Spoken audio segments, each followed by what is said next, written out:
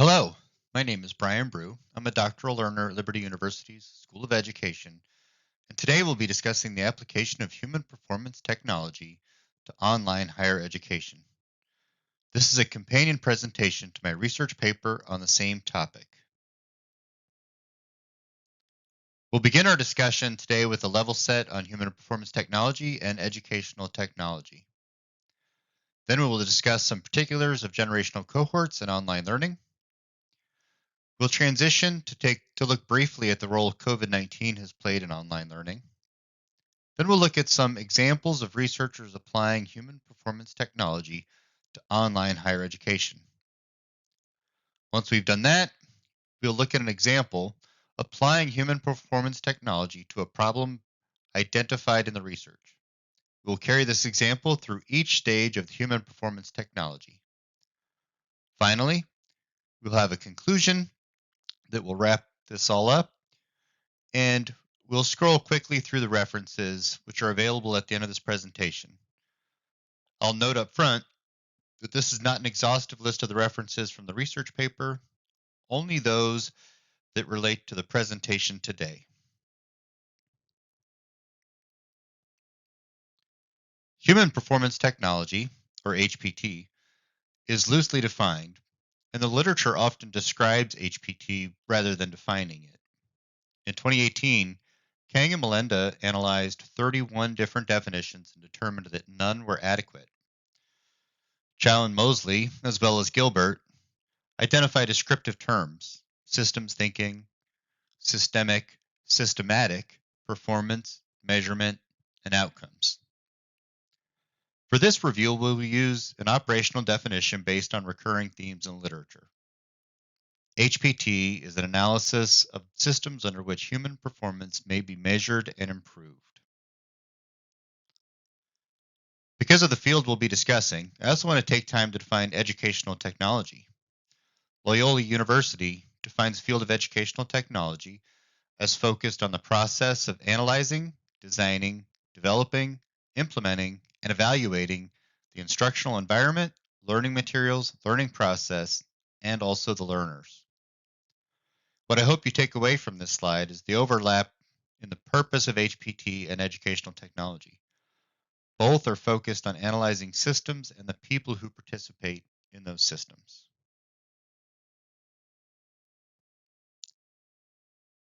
Online education has been around for decades, so why should we focus on it now?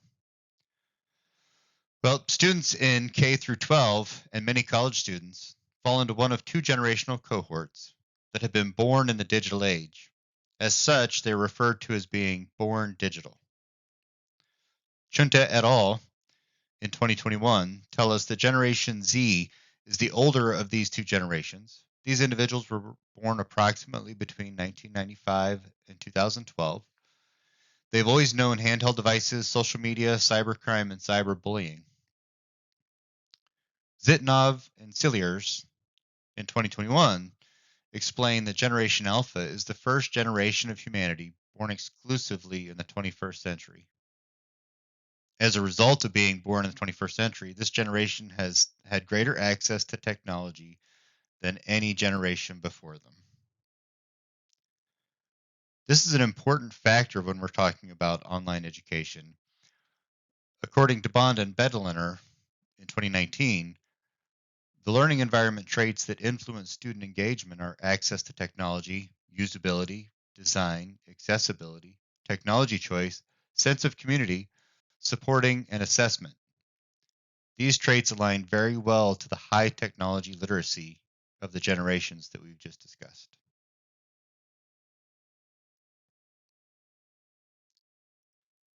The COVID-19 pandemic provided an unprecedented opportunity to study the adoption and use of online learning environments for both grade school and higher education. Maggio et al. In 2021 note that the pandemic led to disruption of the normal learning environment and teaching methods for students across the globe.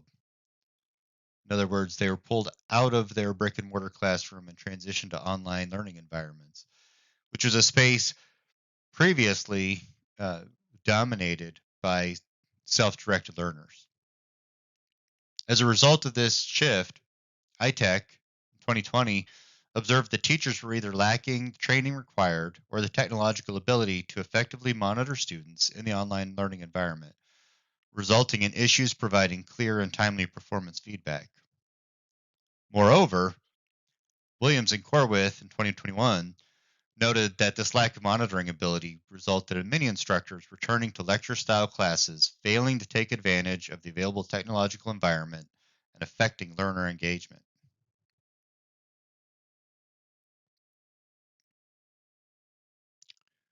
So now we'll touch briefly on some examples of human performance technology application to online learning, focusing on higher education. In our first example, Richardson et al. In 2023 used human performance technology as the theoretical framework for the development of an open educational resource, or OER. The OER provides easy, available access to educational resources like text and other repositories via open license. This makes them very available to students who are born digital. In their research, Richardson et al. Followed a slightly modified human performance technology process to allow design-based iteration. They conducted needs analysis, design and development, internal evaluation, modification based on that internal evaluation, expert evaluation, and finally implementation and evaluation. Another example, Adloff et al. In 2023 conducted the front-end analysis portions of human performance technology to look at undergraduate student retention. While this work is in progress, the publication of the front-end analysis demonstrates how human performance technology might be used to look at some very human elements of online higher education.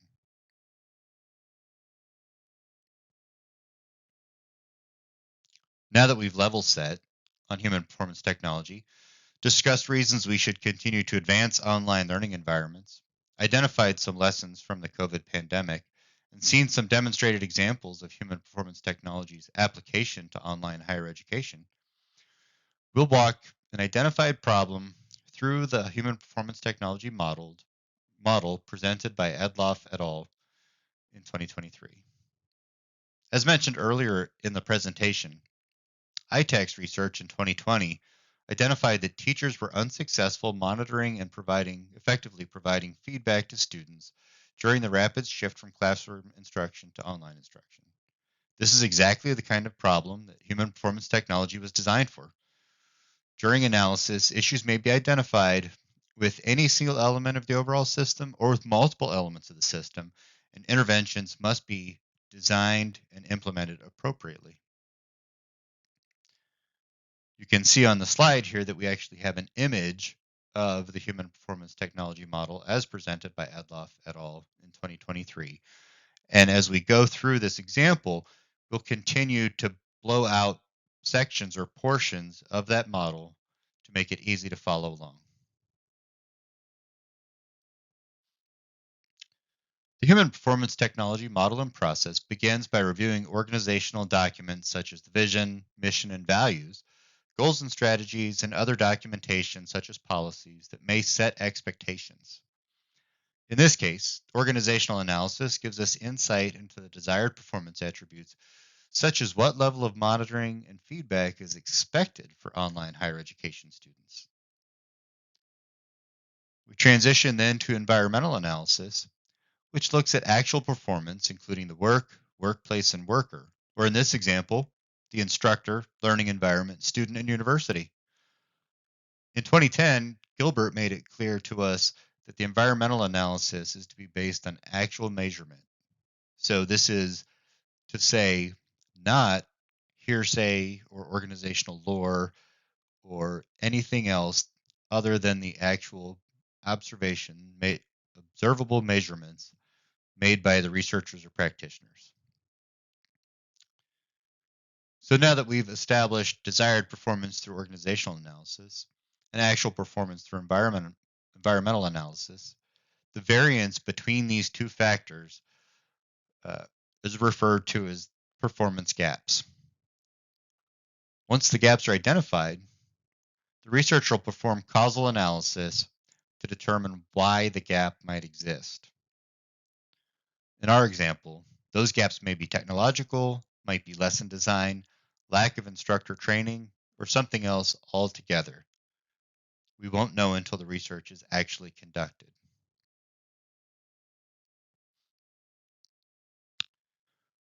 Once the performance gaps and their expected causes are identified, corrective interventions are selected, defined, and developed. Adloff et al. Offer several examples of interventions, which you can see on the right-hand side of the slide, such as learning, communication, organizational development, etc. Technology might be an intervention unto itself or part of a larger intervention. The International Society for Performance Improvement reminds us that interventions must be designed with feasibility, implementation, and evaluation in mind. In other words, begin with the end in mind. It has to be able to work, it needs to actually work, and it has to be able to be measured. Finally, Kaufman and Bernardez, 2012, warned that interventions must take the whole system context into account. If gap analysis identified multiple causal factors for the gap in student monitoring, the interventions have to address each factor while having the cumulative effect of correcting the overall performance gap.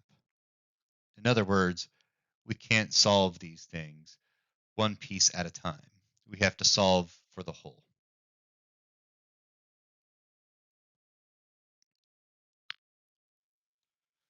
Implementation of the interventions is where the proverbial rubber meets the road. In 2019, Gilbert told us simply that implementation may be the most difficult part of human performance technology.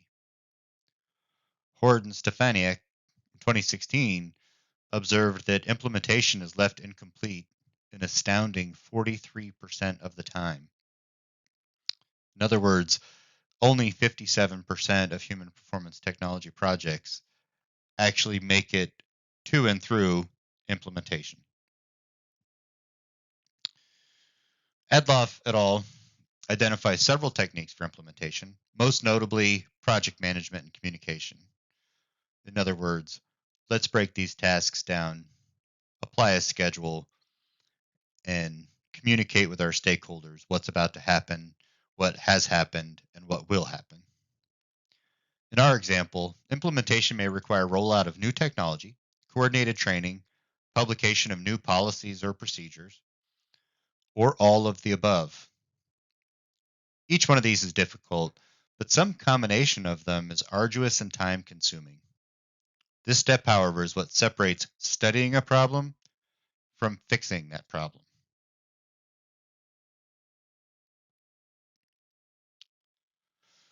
Finally, evaluation establishes the evidence that performance has or has not improved based on the implemented interventions. Are our instructors able to monitor and provide feedback in the online learning environment in a manner and frequency that meets the desired performance? Has the issue improved but is still falling short of the desired performance? How much work is left to be done? Adloff et al. Notes that human performance technology should include formative, summative, and confirmative evaluation. Summative and confirmative evaluation allow us to understand not only if our interventions were successful, but to what extent. The International Society for Performance Improvement expounds on this thought, reinforcing that evaluation also lets us know if interventions require rework and that evaluation sets the baseline for continuous process improvement or simply continuous improvement, depending on what intervention was made.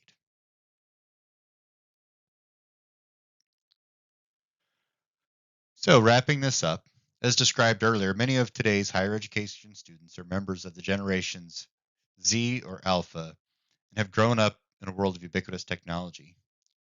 For many of them, though, COVID-19 was a forcing function to utilize online learning. That forcing function identified some issues.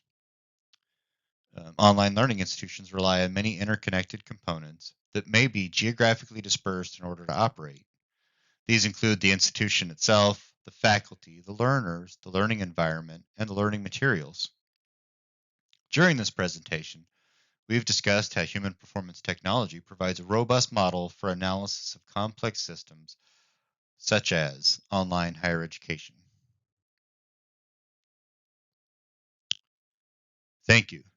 This concludes today's presentation, and I will briefly go through the reference slides so that you have access to those right up front.